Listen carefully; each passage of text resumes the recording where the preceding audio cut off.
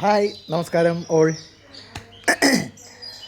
കുറേ നാളായിട്ട് എൻ്റെ മനസ്സിൽ ഒരു കാര്യം ഇങ്ങനെ നിൽക്കുന്നുണ്ടായിരുന്നു ഗൈസ്. അപ്പോൾ ആ കാര്യം ഒന്ന് എല്ലാവരിലും ഒന്ന് എത്തിക്കണം എന്ന് ആഗ്രഹമുണ്ട്. അപ്പോൾ അതുകൊണ്ട് എടുക്കുന്നൊരു വീഡിയോ ആണ് ഗൈസ്. വേറൊന്നുമില്ല, നമ്മളിപ്പോൾ ചുറ്റിലും ഇപ്പോൾ സോഷ്യൽ മീഡിയയിൽ തന്നെ ആയിക്കോട്ടെ, അല്ലെങ്കിൽ സോഷ്യൽ മീഡിയയിലല്ലാത്ത രീതിയിലായിക്കോട്ടെ, പലരും പല കാര്യങ്ങളിലും ഇൻവോൾവ്ഡ് ആണ്. അതായത് അവർക്ക് കഴിയാവുന്ന കാര്യങ്ങൾ അവർ ഓപ്പണായിട്ട് ചെയ്യുന്നുണ്ട്, അവർക്ക് കഴിയുന്ന കഴിവുകൾ അവർ ചെയ്യുന്നുണ്ട്. അപ്പോൾ നമ്മളിപ്പോൾ ഒരു കുട്ടിയെ അല്ലെങ്കിൽ ഒരു വ്യക്തിയെ അവന് കഴിവുള്ള കാര്യങ്ങൾ അവൻ സമൂഹത്തിലേക്ക് കാഴ്ചവെക്കുമ്പോൾ അതിനെ നമ്മൾ പ്രോത്സാഹിപ്പിക്കുകയാണ് വേണ്ടത്, അല്ലേ? അപ്പോൾ എന്ത് തന്നെ ആയിക്കോട്ടെ, ചിലപ്പോൾ ഫ്രണ്ട്ഷിപ്പിൻ്റെ ബേസിലാവാം നമ്മൾ മറ്റുള്ളവരെ കെട്ടിത്താഴ്ത്തുന്നതും അല്ലെങ്കിൽ കളിയാക്കുന്നതും. ഈയിടെയായി ഞാൻ കുറച്ച് ആളുകളിൽ അത് കണ്ടുവരുന്നൊരു പ്രവണതയാണ്. അപ്പോൾ ഞാനത് പറയണം, മീൻസ് നമ്മളത് ഓപ്പണായിട്ട് എല്ലാവരും പറയുമ്പോഴാണ്, അത് മറ്റുള്ളവരിൽ പറയുമ്പോൾ അല്ലെങ്കിൽ അവരത് കേൾക്കുമ്പോഴാണ്, സെൽഫായിട്ട് അതിരുന്ന് കേൾക്കുമ്പോഴാണ് ചിലപ്പോൾ അവർക്കത് മനസ്സിലാവുള്ളൂ.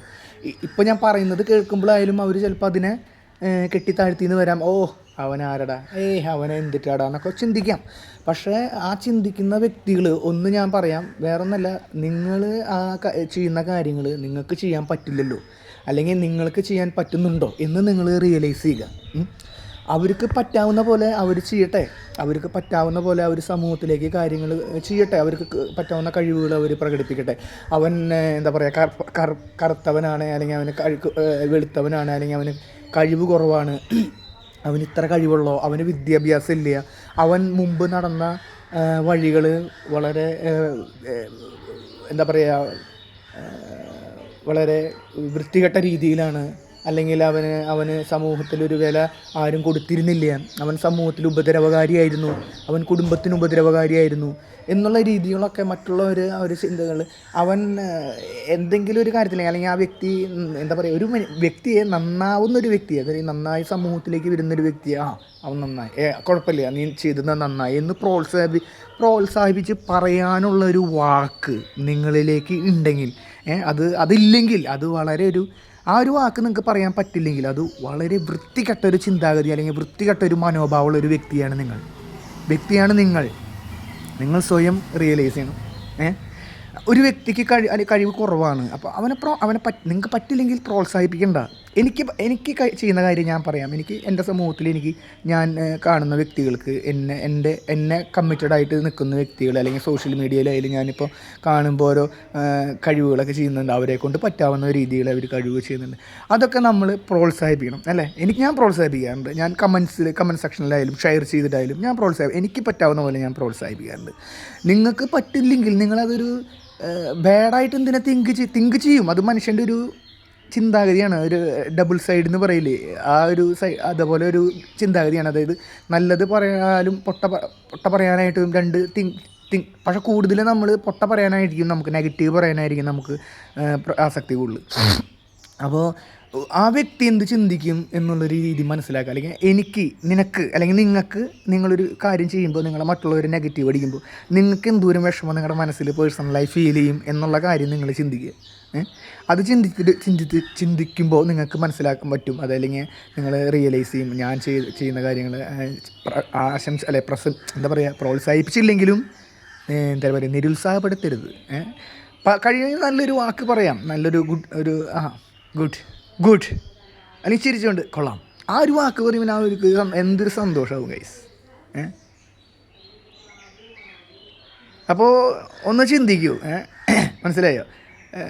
നന്നാവാൻ പോകുന്ന ഒരാൾ, അല്ലെങ്കിൽ ഫോർ എക്സാമ്പിൾ ചെറിയൊരു ഉദാഹരണം പറഞ്ഞുതരാം. ഇത് പറയുമ്പോൾ എന്തായാലും അത് ഞാൻ പറയുന്ന വ്യക്തികൾക്ക് അത് കറക്റ്റായിട്ട് പോയിൻ്റ് കിട്ടും.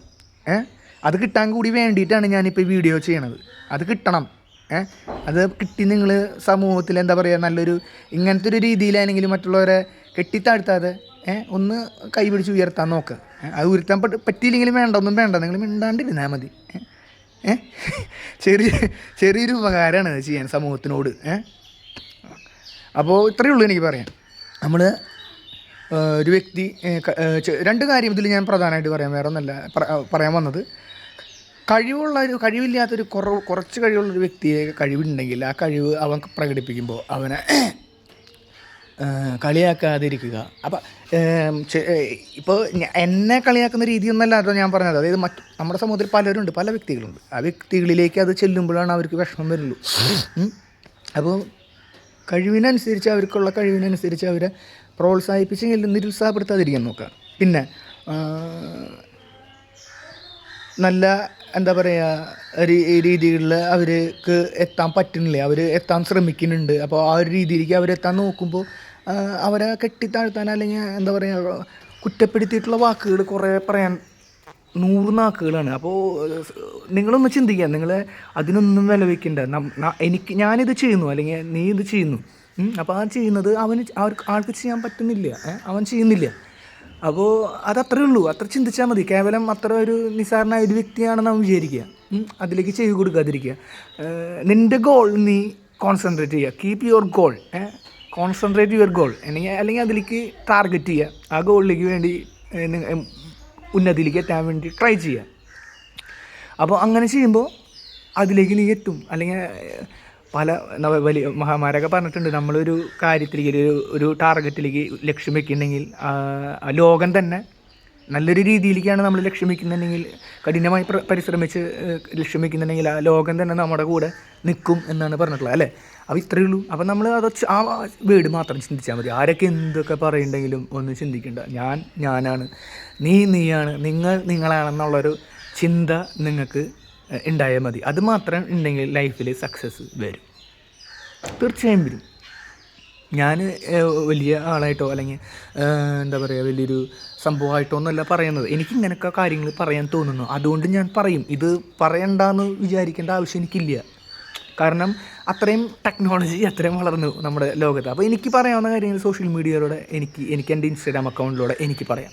നിങ്ങൾക്ക് പറയാവുന്ന രീതികൾ അല്ലെങ്കിൽ നിങ്ങൾക്ക് മറ്റുള്ളവരുമായിട്ട് ചർച്ച ചെയ്യാൻ അല്ലെങ്കിൽ പങ്കുവയ്ക്കാൻ പറ്റുന്നെങ്കിൽ ആ കാര്യങ്ങൾ വിലപ്പെട്ട കാര്യങ്ങളാണെങ്കിൽ നിങ്ങൾക്ക് പങ്കുവയ്ക്കാനുള്ള അവകാശം ഉണ്ട്.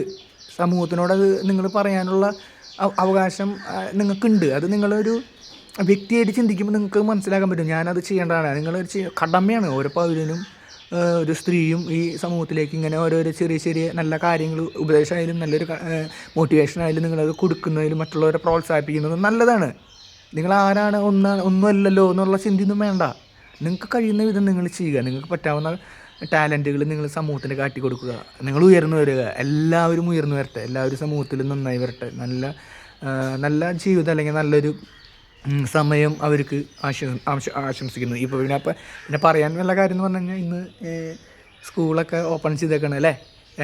2-ാം തീയതി, ജൂൺ 2-ാം തീയതി ആയി. അപ്പോൾ സ്കൂളൊക്കെ ഓപ്പൺ ചെയ്തു. എല്ലാവരും പ്രവേശനോത്സവം കാര്യങ്ങളൊക്കെ ആയിട്ട് സ്കൂളിലേക്കൊക്കെ പോയി എൻജോയ്മെൻറ്റ്. എല്ലാവർക്കും നല്ല, കുട്ടികൾക്കൊക്കെ നല്ല സന്തോഷം, ഹാപ്പിനെസ്, അല്ലേ?